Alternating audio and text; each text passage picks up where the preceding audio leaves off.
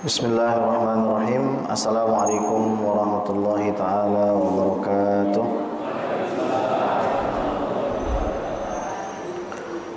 Alhamdulillah wassalatu wassalamu ala sayyidina Rasulillah Sayyidina Muhammad ibn Abdullah wa ala alihi wa sahbihi wa mawalah wa la hawla wa la quwwata illa billah.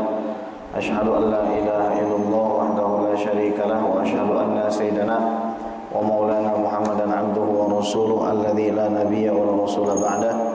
Amma ba'du fa nawina ta'allum wa ta'lim wal ifadah wal istifadah wa naf'a wal intifa' wal hatha ala tamassuki bi kitabillah wa sunnati rasulillah ibtigha'a li mardatillahi wajhil karim. Allahumma faqihna fid din wa 'allimna ta'wil waj'alna minal ladzina yastami'una al-qawla fayattabi'una ahsanah. Allahumma arinal haqqa haqqan warzuqna ittiba'ah wa arinal batila batila warzuqna ijtinabah wa adkhilna bi rahmatika fi ibadika salihin amin ya rabbal alamin. Ikhwati fillah rahimani wa rahimakumullah. Alhamdulillah Allah Subhanahu wa taala izinkan kita untuk sama-sama ngaji pada malam hari ini, dan kita akan mulai membahas kitab Al-Mutasyaddidun yang ditulis oleh Maulana Syekh Ali Jum'ah Muhammad Abdul Wahhab radhiyallahu ta'ala anhu ardah wa nafa'ana bihi wa bi'ulumi fid dharin amin. Kitab Al-Mutasyaddidun ini ditulis oleh Syekh Ali Jum'ah Mufti Mesir, Bapak Ibu sekalian, untuk menjelaskan beberapa pokok masalah yang seringkali diperdebatkan oleh sebagian orang. Al-Mutasyaddidun artinya orang-orang yang ekstrim. Al-Mutasyaddidun artinya apa? Orang-orang yang ekstrim. Ekstrim itu bagaimana? Artinya melampaui batas. Itu namanya ekstrim. Kenapa Syekh Ali Jum'ah nulis kitab ini? Karena memang ada sebagian fenomena yang tersebar di seantero penjuru dunia ini yang harus dibenahi. Fenomena di mana sebagian kelompok mulai melancarkan serangan-serangan ideologis kepada pilar-pilar agama Islam, wabil khusus Islam Ahlus Sunnah wal Jamaah. Ada beberapa kelompok yang memang kita lihat gemar sekali untuk menyalahkan amaliyah maupun akidah keyakinan kelompok mayoritas, dan mereka mengambil satu pola yang mana pola ini bisa kita saksikan tersebar. Mereka membranding diri mereka, mengatakan bahwasanya ini adalah ajaran Rasulullah yang sesuai dengan Quran dan Sunnah. Dan dengan alasan demikian, maka akhirnya banyak sekali terjadi friksi atau gesekan di masyarakat, karena banyak masyarakat awam yang bingung, jangan-jangan orang-orang ini benar dan kami yang salah. Isi kitab ini membahas tentang 17 masalah yang seringkali diperdebatkan dan dipermasalahkan. 17 masalah ini dianggap oleh orang-orang itu adalah ciri dari pengikut Rasulullah Shallallahu Alaihi Wasallam, padahal bukan. Justru kebalikannya. Yang dipermasalahkan ini sebenarnya adalah ciri umatnya Rasulullah Shallallahu Alaihi Wasallam. Yang pertama, wasfullahi bil makan. Mereka punya keyakinan bahwa Allah Subhanahu wa taala itu bertempat. Sementara mayoritas umat Islam mengatakan bahwasanya, mayoritas ulama mengatakan bahwasanya Allah Subhanahu wa taala itu tidak bertempat. Yang bertempat itu anak kos. Ya, anak kos tuh bertempat. Kalau Allah bertempat berarti nggak ada bedanya sama anak kos. Itu yang pertama, ya. Jadi masalah pertamanya di sana. Kemudian yang kedua, intiqasul asy'ariyah.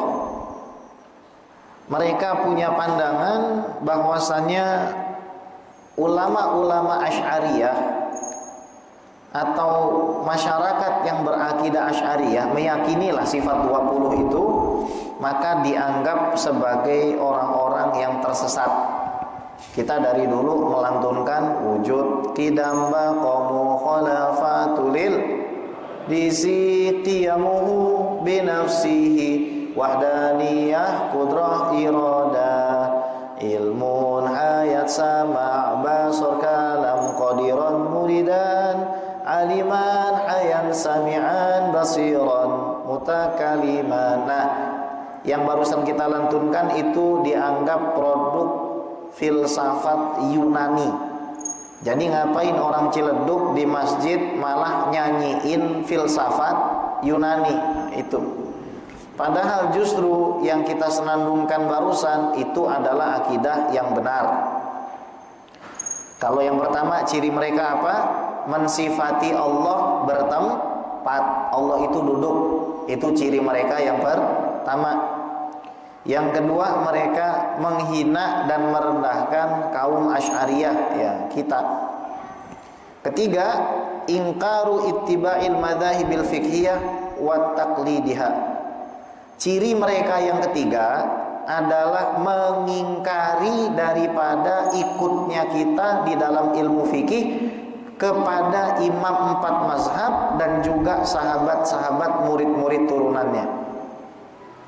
Jadi mereka terkadang memang mengutip perkataan Imam Malik, terkadang mengutip perkataan Imam Ahmad, terkadang mengutip perkataan Imam Syafi'i, Imam Abu Hanifah, tapi pada prakteknya mereka tidak mengikuti secara struktural mazhab 4 ini. Bahkan mereka selalu mengatakan imam 4 mazhab itu manusia biasa. Jadi tentu saja masih bisa salah. Yang tidak salah itu adalah Rasulullah. Ini kalimatnya benar, tapi maksudnya salah. Kenapa? Karena kita tidak punya kemampuan untuk langsung berjumpa dengan Rasulullah. Tapi yang bisa memahami perkataan Rasulullah adalah ulama 4 mazhab yang mereka zamannya berdekatan dengan Nabi Muhammad SAW dan juga punya hubungan ideologis dengan Nabi Muhammad SAW melalui jalur sanadnya itu. Ya, jadi melalui jalur sanadnya itu. Itu ciri mereka yang ketiga. Jadi kalau misalkan ada yang bermazhab Syafi'i, sesat gitu. Enggak benar. Kunut subuh, sesat, bid'ah, enggak benar. Salaman habis sholat, bid'ah, sesat, enggak benar.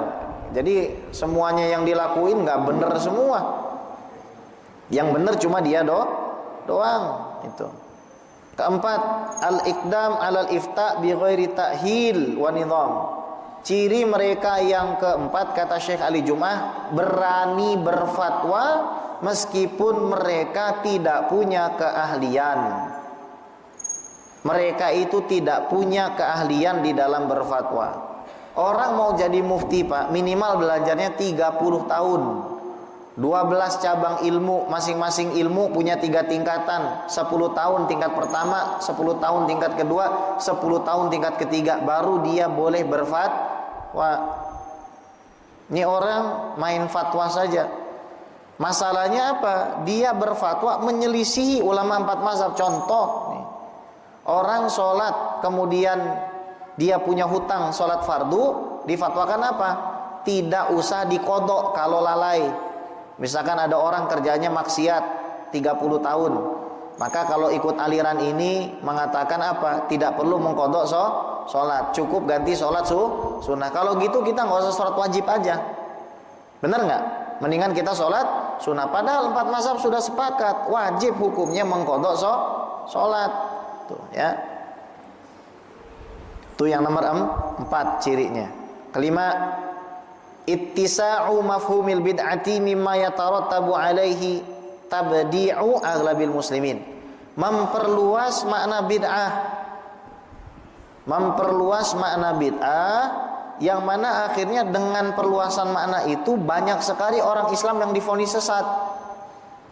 Jadi maknanya sederhana, segala sesuatu yang tidak pernah dilakukan Rasulullah adalah bid'ah. Terus kalau kita misalkan pepet lagi pakai dalil, nanti mereka mengatakan bid'ah dibagi dua, soal ibadah dan soal dunia. Padahal pengumpulan Al-Quran itu juga nggak pernah diajarkan oleh Rasulullah, tidak pernah dibikin oleh Rasulullah. Kalau dikatakan itu dibikin sahabat, mundur lagi tuh, ya kan, berubah lagi konsepnya. Kita tanya, sahabat ngajarin nggak istilah iklab, ikhfa, idgham, izhar? Iya, ada? Nggak ada, ya kan? Benar nggak Bu?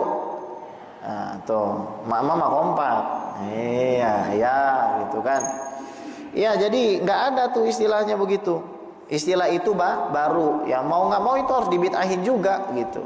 Kalau itu nggak bid'ah, itu namanya maslahat. Nah, tuh kan?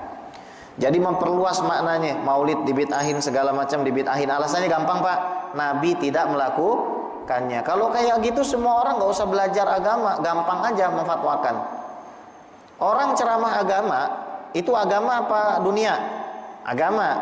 Ceramahnya pakai bahasa Indonesia, berarti dia bid'ah karena Nabi ceramahnya pakai bahasa Arab. Kenapa ini? Ya kan? Aneh kan? Aneh. Tuh. 6. Ciri mereka, tahrimut tawasul bin Nabi sallallahu alaihi wasallam wa adduhu syirkan billah. Mengharamkan tawasul kepada Nabi Muhammad sallallahu alaihi wasallam dan menganggapnya sebagai syirik. Artinya orang yang melakukan sudah keluar dari agama Islam. Makanya kalau ada orang begitu tanya, kalau saya bertawasul sama Rasulullah, kamu menganggap saya keluar dari agama Islam? Ini bahaya model begini. Makanya mereka rata-rata apa? Kalau diajak diskusi terbuka nggak mau. Kenapa? Ketahuan nanti. Kalau misalkan mereka nggak membid'ahkan, ya kita nggak usah diskusi kalau gitu kan. Nah, kenapa kok terjadi keributan di masyarakat? Karena vonisnya itu yang jadi masalah. Kalau mereka nggak mau tawasul nggak apa-apa. Tapi kalau mereka memvonis orang itu syirik, artinya dia sudah memvonis apa? Orang itu keluar dari agama Islam. Hati-hati ya. Tuh. Ini nanti dibahas satu-satu nih sama Syekh Ali Jum'ah ya. Ciri nih mereka yang ke-7. Tahrimus sholati fil masajid dzatil adrihati wat tasrihu biwujubi hadmiha. Lihat. Ciri orang yang radikal nih, ya, ekstrim, mengharamkan sholat di masjid yang di dalamnya ada kuburannya. Jadi haram sholat di masjid yang di dalamnya ada kuburannya. Dan mereka menampakkan keinginan untuk menghancurkan daripada masjid. Dan itu udah terjadi. Dulu di Saudi Arabia tuh penuh kubah-kubah yang di dalamnya ada makam para wali, ada makam para sahabat, dihancurkan. Zamannya Abdul Aziz Abu Saud, ketika dia mengganti Syarif, ya, Syarif Hussein, penguasa Mekah pada masa itu, ya. Jadi ini kita harus paham nih. Sholat misalkan di masjid luar Batang, bid'ah, harus hancurkan. Masalahnya di Masjidil Haram, di tembok Ka'bah itu ada kuburan Nabi Ismail. Di Masjid Al-Khaif ada 70 makam para nabi. Masalahnya di Masjid Nabawi ada kubahnya Rasulullah. Itu kubah Rasulullah itu kalau nggak dijagain sudah dihancurkan. Makanya hati-hati kita ini. Saya ini nggak punya kepentingan apa ngajar-ngajar begini. Kenapa? Karena saya melihat fenomena ini harus segera dihentikan. Ya, harus segera dihentikan fenomena seperti ini. Kemudian yang ke-8, i'tibarut tabarruk bi athari Nabi sallallahu alaihi wasallam wa sholihin syirkan billah. Ciri ke-8, mereka menganggap kalau kita mengambil keberkahan dari peninggalan-peninggalan Rasulullah, semisal rambutnya, semisal bajunya, semisal pedangnya, semisal cincinnya, semua kalau kita ambil keberkahan itu kita syirik. Gimana? Misal kita cium, syirik katanya. Itu semua nanti kita bantah. Dan juga orang-orang soleh. Misalkan ada bajunya, jubahnya Syekh Nawawi Al-Bantani. Syekh Nawawi Banten tuh punya jubah, biasanya kita ngepasin bajunya tuh di Tanara tuh. Ya, ngepasin bajunya. Kenapa? Untuk dapat berkah. Nggak mungkin kita ngepasin bajunya Fir'aun. Ada yang mau ngepasin bajunya Fir'aun, nih baju Fir'aun kita pakai, cocok apa kagak, kan nggak begitu, ya. 9. Tahrimul ihtifal bi maulidin Nabi sallallahu alaihi wasallam wa adduhu bid'atan wa dhalalatan. Mereka cirinya yang ke-9 mengharamkan berkumpul untuk maulid Nabi. Mengharamkan perkumpulan untuk maulid Nabi, haram. Jadi kita kemarin yang kita bikin di As-Salam, kita semua itu sudah melakukan keharaman. Ya berarti sama seperti makan daging babi. Daging babi makannya hukumnya apa? Nah, maulid Nabi dihukumi sama dia, ha? Begitu loh cara pikirnya mereka. Tapi mereka tidak mau menampakkan. Luar biasa.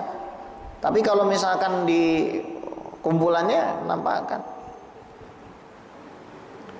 Kemudian ya, nomor berapa? 10.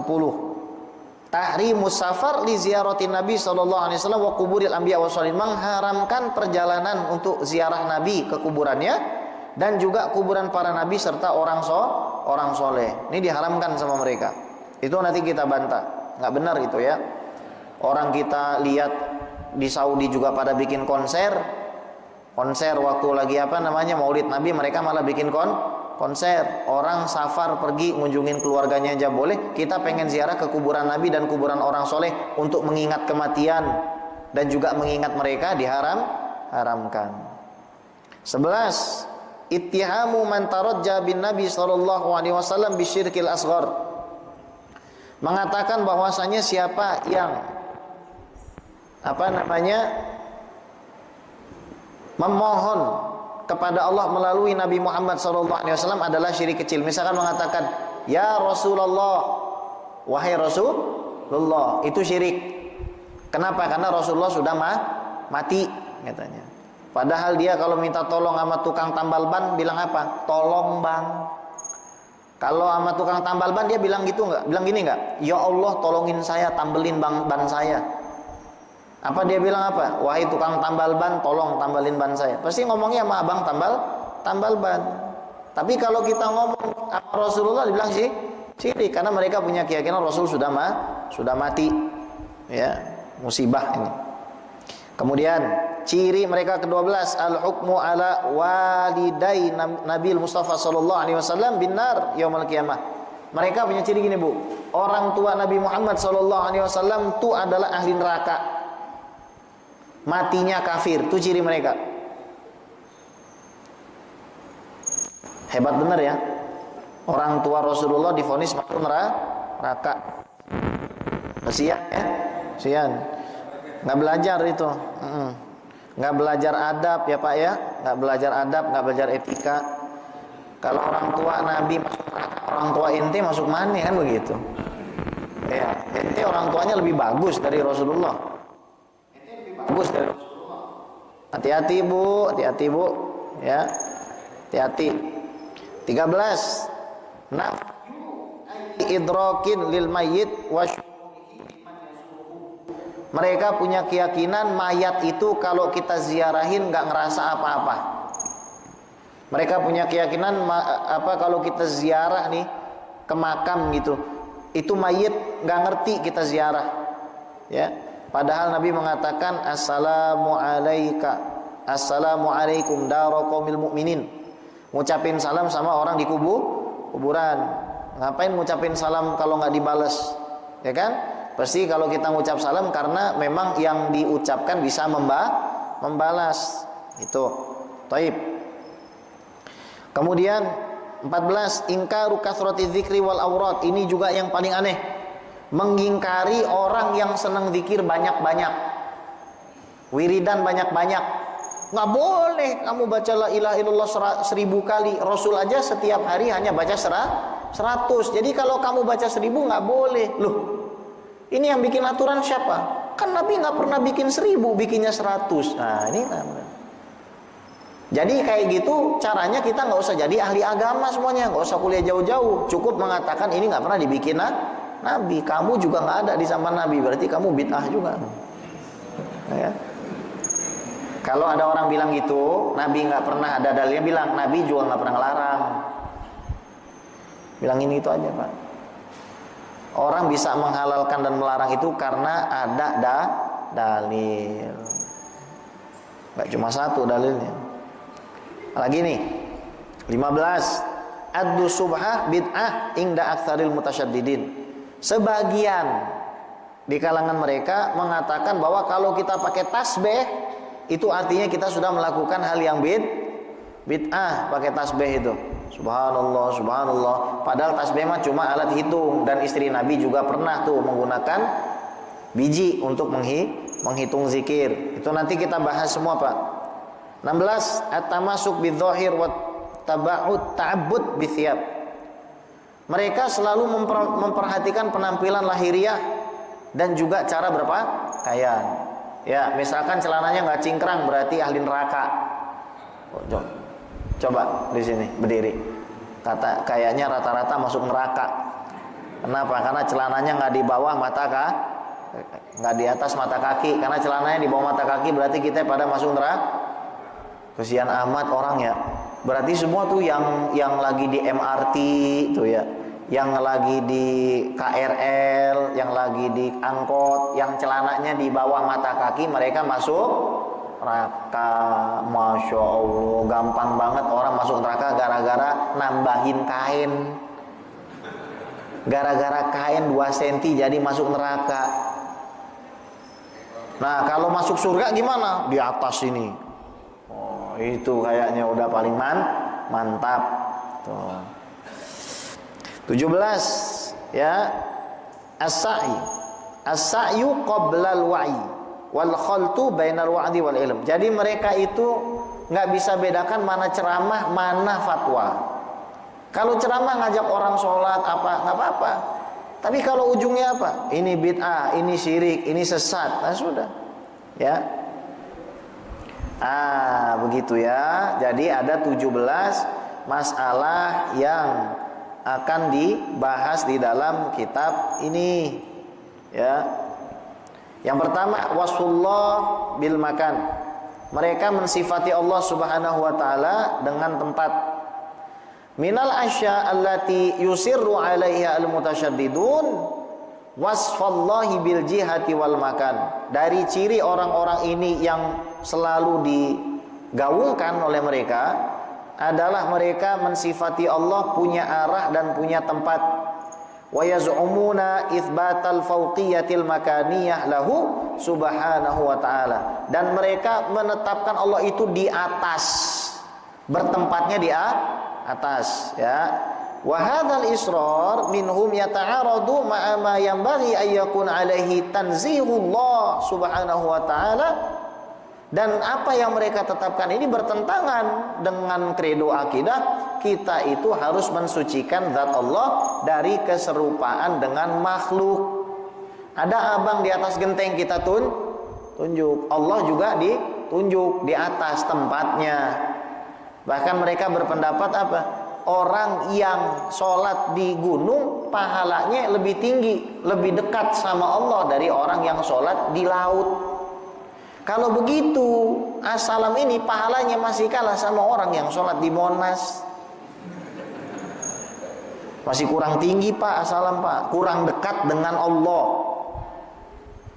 Bu, halo. Nabi Yunus dimakan ikan apa? Ikan cere. Nabi Yunus dimakan ikan cere apa ikan paus, Bu? Ikan paus. Ditelennya ke laut apa di kolam renang? Laut apa kolam renang? Di laut, Bu. Ya ketawa baik, Bu. Jangan ketawa. Ikan cere, Bu. Ya kan? Ikan cere disambal mah enak. Sambal kasih terasi, ya kan? Habis itu dikasih minyak goreng. Wah, enak banget tuh kan. Minyak itu kan. Habis itu gendut. Habis itu kolesterol. Habis itu wassalamualaikum. Kan kayak begitu. Dimakan ikan paus, dibawa ke kolam renang apa ke laut? Laut. Dalam apa cetek? Cetek mah empang, Bu. Dibawanya kemana? Ke dalam Laut. Ikan paus itu dalam kalau nyelam, nggak sembarangan. Tapi masih kurang dekat. Masih lebih dekat Fir'aun. Karena Fir'aun di atas piramidnya. Bagaimana cara berpikirnya? Kenapa jadi ketakwaan ngaruh sama tingkat rumah, diskriminatif amat? Orang yang rumahnya 2 lantai, berarti dia lebih dekat sama Allah. Kesian amat orang yang kagak punya rumah 2 lantai. Ada-ada aja. Kesian. Iya bener, emang bener kan? Kesian, ya kan? Kesian banget gitu. Jadi pengen dekat sama Allah. Lu sholat mau digenteng loh. Lu jangan sholat di sini kurang deket. Kalau perlu tiap hari tinggal aja di pesawat mah.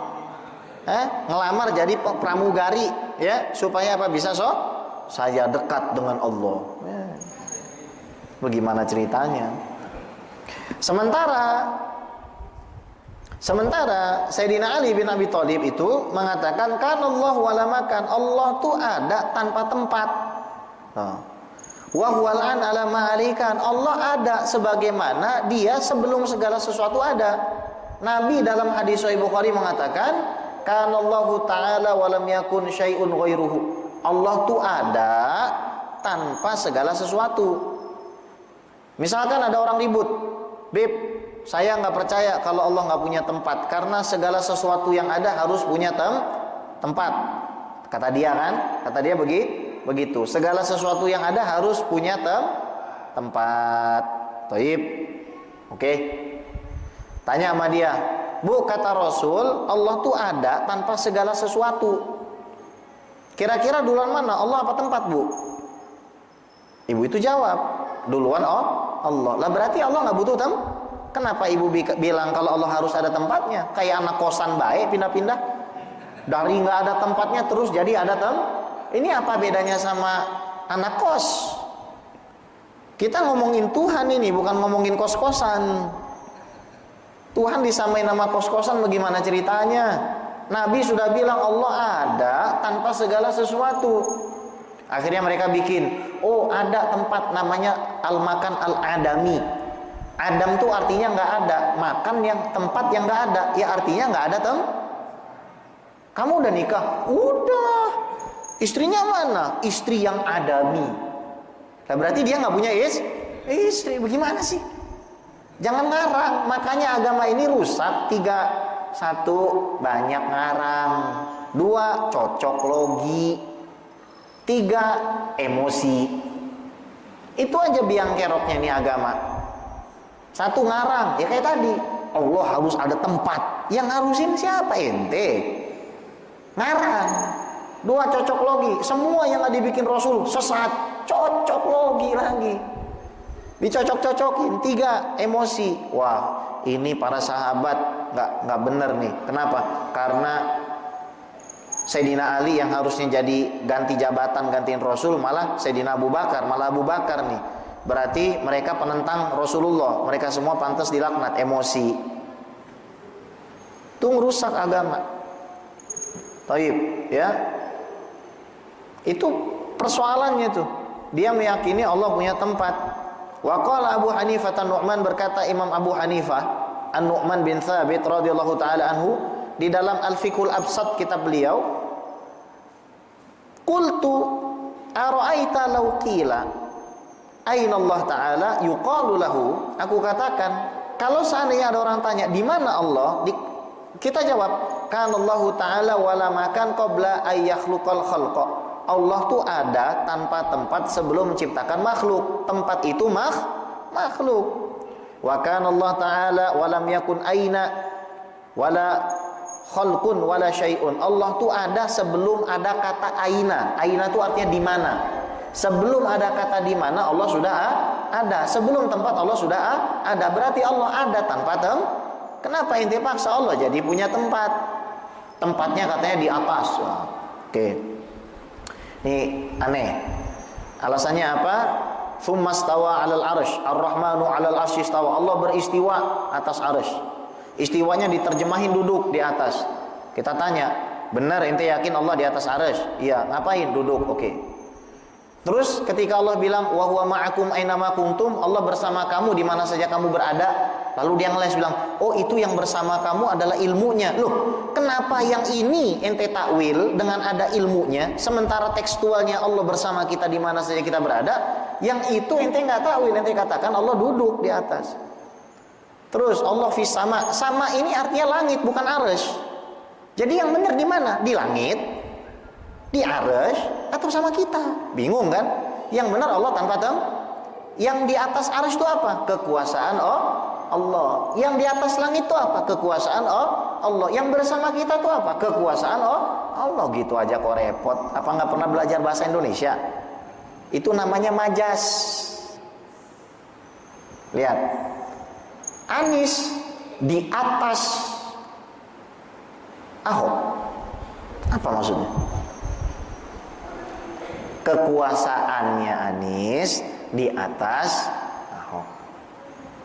Mas Adri di atas rumah. Ini maknanya bisa dua, karena makhluk bisa di atas rumah, atau maksudnya adalah penguasa rumah. Gitu aja kok repot gitu ya. Jadi bikin ribet. Allah ada tempatnya gitu kan. Terus wallahu alladzi fis samawati wa fil ard, dialah Allah yang ada di langit-langit dan di bumi. Bingung nggak? Katanya di atas arsy. Terus di dalam langit. Fi itu kan di dalam sebenarnya. Di dalam langit bukan di atas langit. Dia mentakwil huruf bilang di atas itu. Di dalam langit, di dalam langit-langit, di dalam bumi bersama kita. Fa aina ma tuwallu fa thamma wajhullah. Kemana saja kamu menoleh, di situ ada Yang benar di mana? Ayo. Katanya setiap sepertiga malam kata Rasulullah Allah turun. Kata mereka Allah itu turun zatnya. Loh, kan setiap hari sepertiga malam. Berarti Allahnya nggak naik? Lah, nggak naik-naik kan? Sepertiga malam diterus. Katanya di atas arsy. Katanya di atas langit. Katanya di dalam langit, di bumi. Gimana itu maksudnya? Sepertiga malam turun. Lalu mereka bikin teori Allah memuai. Jadi turun. Aneh bu, ya udah makanya hati-hati ya. Kadang-kadang caranya halus kajiannya. Ikutilah jalan Rasulullah. Kita ini jangan sampai mengikuti keluar dari ajaran agama. Kita semua harus berpegang teguh kepada sunnah Rasulullah Sallallahu Alaihi Wasallam. Memang para imam mazhab itu mereka punya kelebihan, tapi mereka juga manusia biasa. Yang benar hanyalah Al-Quran dan Sunnah. Kita menghargai saudara kita yang maulidan, tapi Rasulullah tidak pernah bikin. Lebih baik ikut mana? Ikut ulama atau ikut Rasulullah? Ikut Rasul? Mirip? Udah mirip belum saya? Udah mirip belum? Lu kalau ngomong gitu sama orang sono bisa, sama orang Ciledug nggak mempan. Orang asalam udah pinter-pinter. Nah, tapi kepancing nggak? Pancing. Cara mengaruhinya begitu, tanya balik. Emang Rasulullah ngelarang ikut ulama? Halo? Emang Rasul bukannya Rasul nyuruh ikut ulama? Kan Rasul nggak ada yang ngewarisin ulama. Mohon maaf, saya izin dulu ke toilet. Gitu. Jangan gitu-gitu amat lah kalau ngebodohin orang. Iya. Jangan melakukan pembodohan kepada masyarakat. Jangan dibodohin, ya. Jangan mau dibodohin. Harus kritis, Bu. Antum sama saya harus kritis, sama siapapun harus kritis. Belajar sama Ahlussunnah wal Jamaah nggak boleh ikut-ikutan. Tahu sendiri, yakin tanggung jawab itu agama. Ibu nggak wajib ngikut saya, ngapain? Tapi apa yang ibu yakini benar, apa yang bapak yakini benar, pegang betul-betul. Kita nggak boleh Pak ngedoktrin orang dengan kamu harus ikut. Enggak. Silakan Anda ikut kajian yang lain dan Anda akan tahu sendiri. Anda akan tahu sendiri. Ya. Qala al-Imam Asy-Syafi'i, innahu ta'ala kana wala makan. Allah tuh sudah ada tanpa tempat. Fa khalaqal makan. Maka Allah ciptakan tempat untuk makhluk. Wa huwa ala sifatil azaliyah, dan Allah tetap pada sifat-sifatnya yang azali, yang ada sebelum segala sesuatu. Kama kana qabla khalqihil makan. Sama seperti sebelum Allah menciptakan tempat. Wala yajuzu ali taghayyur atau taghyir, wala yajuzu ali taghyir fi dzatihi, tidak bisa Allah itu merubah zatnya sendiri. Wala tabdil, tidak bisa mengganti fi sifati pada sifatnya. Karena tidak mungkin Pak Tuhan itu bertambah atau berkurang. Kalau bertambah sama berkurang itu artinya Allah punya berat badan. Yang punya berat badan tuh si Juki, Tarno tuh yang punya berat badan. Kuseno, ya kan? Kusnaini, Lupita, nah itu yang punya berat badan. Allah punya berat badan, bagaimana ceritanya? Aneh kan? Ini orang cara ya akhir. Kita punya waktu sampai jam berapa? Azan lewat 22, Mas Adri.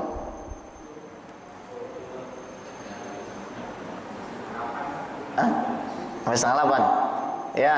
Nah, sekarang kita masih punya sekitar 10 sampai 15 menit. Ini poin pertama belum selesai ya, ciri mereka ya. Ciri mereka belum selesai. Tapi kalau ada yang mau ditanya sekarang silakan. Ayo, Bu, Pak, silakan kalau mau tanya jawab. Kalau enggak kita lanjutin nih. Kita lanjutin deh. Kalau udah pengen tanya langsung angkat tangan aja ya. Wa yu'akidu dzalikal Imam At-Tahawi, dan ditegaskan Imam Tahawi yang beliau ini seorang ahli hadis ya, wafat 313 Hijriah dari Mesir, rahimallahu taala fi aqidati Tahawiyah. Saya ngajar syarah akidah Tahawiyah 1500 halaman. Jadi dari 8 lembar itu disyarah oleh Syekh Said Faudah menjadi 1500-an halaman. Itu saya ajarkan di Bintarohil, di daerah Bintarohil sana tuh. Daerah belakangnya Beexceng, tahu Bu? Beexceng, tahu kan? Beexceng. Iya kan? Mau kemana Bib? Beexceng. Iya kan? Kalau orang yang so Inggris kan be exchange. Oh, iya kan? Kalau kita Beexceng. Lo orang Ciledug aja be exchange, Beexceng. Orang Ciledug mah Beexceng, gitu. Ya. Berkata Imam Tahawi, Waman lam yatawaqqan nafya wa tashbih zalla wa lam yusib tanziha. Siapa yang tidak mau menafikan daripada penyerupaan, justru malah mereka menyerupakan Allah SWT, mereka akan tergelincir. Ya, mereka akan tergelincir dan tidak menepati daripada mensucikan zat Tuhan. Fa inna rabbana jalla wa ala mausufun bi sifatil wahdaniyah.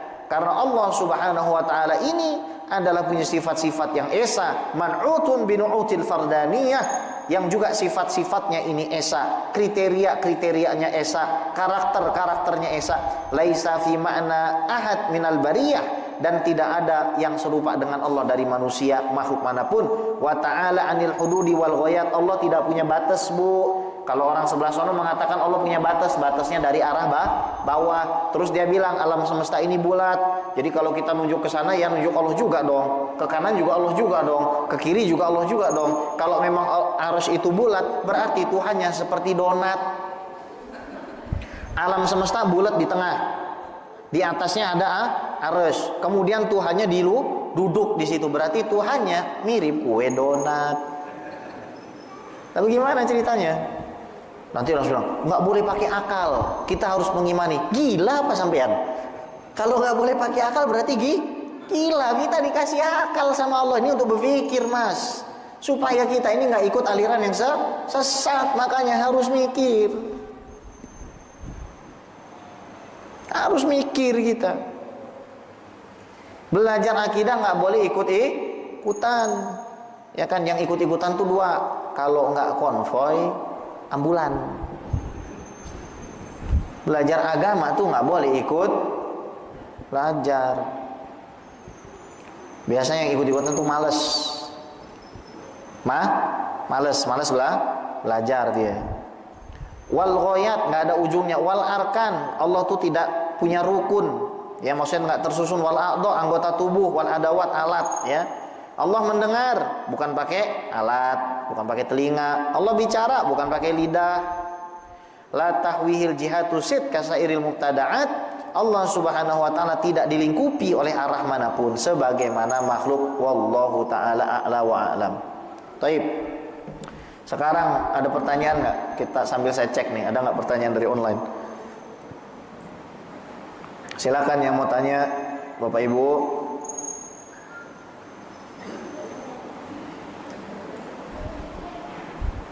Jadi ciri-cirinya ada berapa tadi? 18.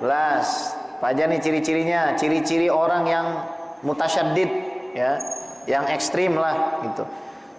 Ciri-cirinya ekstrim dalam apa? Bersikap kepada masyarakat. Yang beda dikit hantam gitu. Pertama, mensifati Allah dengan tempat. Yang kedua, menghina daripada orang-orang Asy'ariyah.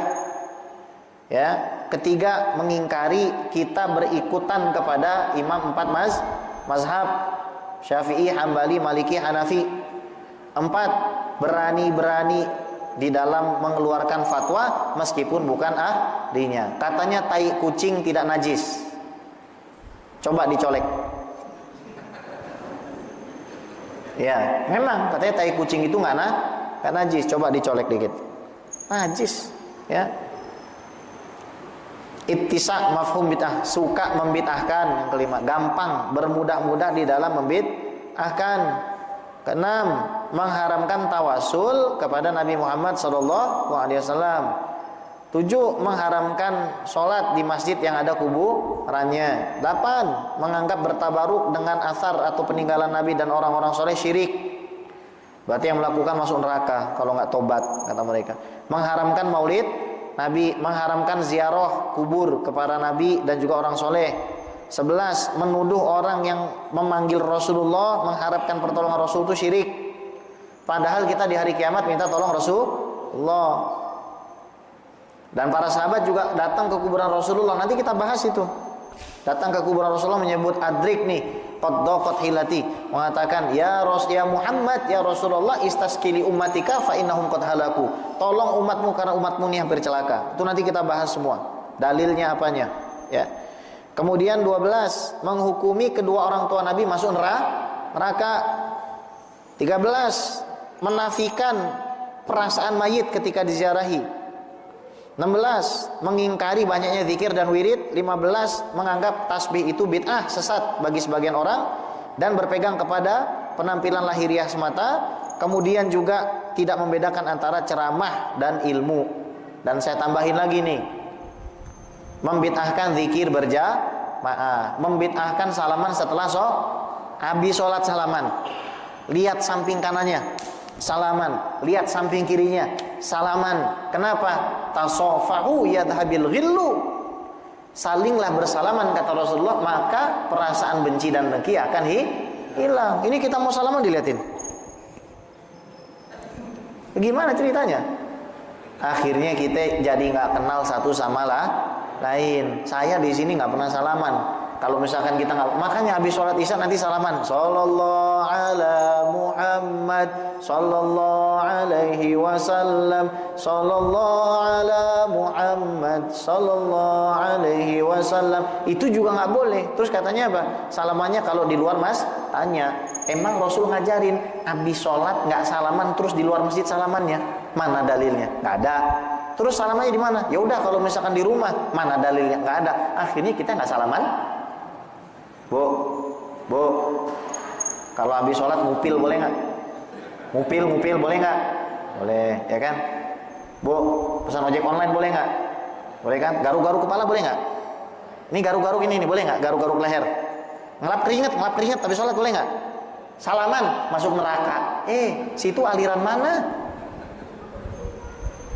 Orang jelas-jelas salaman, baik-baik salaman emang mau ngapain? Mau ngeremek-remek tangannya kan enggak. Salaman itu apa? Mengalirkan rasa cinta dan kasih sayang. Hati-hati model kayak begitu. Ini ada pertanyaan nih dari online. Udah azan belum nih? Belum? Ya. Ya, membagi tauhid jadi 3 itu juga cirinya. Tauhid itu artinya mengesahkan Allah. Kalau dibagi jadi 3 bukan tauhid lagi, namanya tatslits. Apalagi nih, semakin meresahkan mereka dibiarin makin kurang ajar. Nah itu ada yang ngomong itu online. Nah ada yang nanya nggak nyambung nih, Bib, bagaimana caranya kita tahu bahwa perempuan yang kita suka itu baik? Ya. Ente datang ke rumahnya minta ta'aruf sama bapaknya. Jangan percaya sama yang dilihat di media sosial. Itu kalau kata orang Jawa sawang sinawang. What you see is not the reality. Wih, gaya banget Habib orang Ciledug ya. Jangan backceng gitu kan. Iya, backceng Bu, jangan backceng. Ya kan? Ini mana lagi nih yang di sini kan? Trans market. Yeah, trans market. Mau kemana? Trans market. Lo orang Ciledug, bukan trans market. Trenmer. Iya begitu. Kemana? Trenmer. Situ Trenmer. Bener nggak? Iya begitu kan. Ada apa? Nine Walk, ya kan? Nine Walk itu sektor 9 kan ya? Ya kan Nine Walk. Nenek. Oh ya itu kan. Jangan dibikin ribet sama orang Ciledug mah, ya kan? Orang Ciledug. Ya. Udah cukup jalannya aja yang ribet. Di Ciledug tuh udah cukup jalannya aja yang ribet. Jangan gara-gara di masjid kita beda pandangan jadi ribet. Terus apa? Membid'ahkan kunut subuh. Saya punya murid nih, dia nikah sama suaminya model begitu. Akhirnya saya bilang, ente kalau misalkan suami ente nggak kunut subuh, ente kunut subuh aja. Gimana caranya Bib? Waktu tidak kan sami Allah liman hamidah. Ente begini aja, nggak usah begini, baca aja. Rabbana atina fid dunya hasanah wa fil akhirati hasanah wa qina adzabannar. Itu sudah kunut subuh. Itu sudah kunut subuh. Kita tidak wajib begini untuk kunut subuh. Tuh, ya. Diakalin aja suami ente. Iya. Jangan ini. Jangan ribut. Nah, gitu caranya. Beb, mereka menghina kitab Ihya Ulumuddin karangan Imam Ghazali. Iya, memang. Jadi dulu ada ulama nih Pak, dia bilang apa? Ayo bakarlah kitab Imam Ghazali, bakar aja kitab Imam Ghazali. Kenapa dibakar? Karena isinya nggak sesuai Quran dan Sunnah. Tuh ulama dimimpiin sama Rasulullah. Imam Ghazali ngadu sama Rasulullah. Ya Rasulullah, ini ulama memfitnah saya. Datang Sayyidina Abu Bakar dalam mimpi, Sayyidina Umar dalam mimpi, dikasih lihat nih kitab sama keduanya. Coba nih bid'ah apa enggak? Ini salah apa enggak? Ini sesuai Sunnah apa? Antum baca dulu Ihya baru ngomong. Antum ngomong begitu pasti nggak pernah baca Ihya. Ihya itu isinya pelembut hati Pak. Bagaimana cara kita itu bersyukur, bagaimana cara kita itu sholat, bagaimana cara kita khusyuk, itu Ihya seperti itu. Baca dulu baru ngomong. Cara sedekah seperti apa, yang benar seperti apa, bekerja Pak. Dalam Ihya itu banyak. Oke, ada beberapa hadisnya yang memang palsu, itu nggak disengaja sama Imam Ghazali. Ngomongin Imam Ghazali nggak ahli hadis, kamu ahli apa? Imam Ghazali itu ahli, meskipun tidak bisa dikompar dengan Imam Bukhari atau Ibnu Hajar di dalam bidang hadis, tapi tetap jauh lebih ngerti hadis daripada Anda. Makanya yang mentahqiq Ihya itu kan banyak, ya, mengeluarkan sumber hadis-hadisnya. Paling mentok hadis Imam Bukhari yang nggak ada asalnya, itu hanya sekitar 100 hadis. Sisanya semua ya dengan tingkatannya masing-masing masih lebih banyak yang sahih. Tuh Imam Ghazali. Jadi jangan suul adab. Akhirnya tuh orang dicambuk sama Rasulullah di dalam mimpinya. Ketika tuh orang bangun, bekas cambuknya masih ada. Tuh ya. Baik. Baik, ya insya Allah kita lanjutkan pada pertemuan selanjutnya. Kebetulan Al Fakir ada acara di Masjid Raya Bintaro bagi anak remaja ya yang mau datang ke sana. Kita membahas tentang surga yang dilupakan, yaitu ibu. Nah, kita membahas soal ibu ya, bagaimana hukumnya hari ibu, ya kan? Kenapa kok nggak ada hari bapak? Nah, ya kan? Ya Pak ya. Nanti ibunya kalau kita bikin hari bapak, dia bilang kan ibu wajib dihormatin 3 kali, berarti hari ibu 3 kali dalam 1 tahun. Ribut aja nih bapak ibu ya. Ya khair, dah pokoknya semoga kita semua sehat walafiat, berkah rizkinya, sehat walafiat, jauh dari penyakit, dan kita semua husnul khotimah.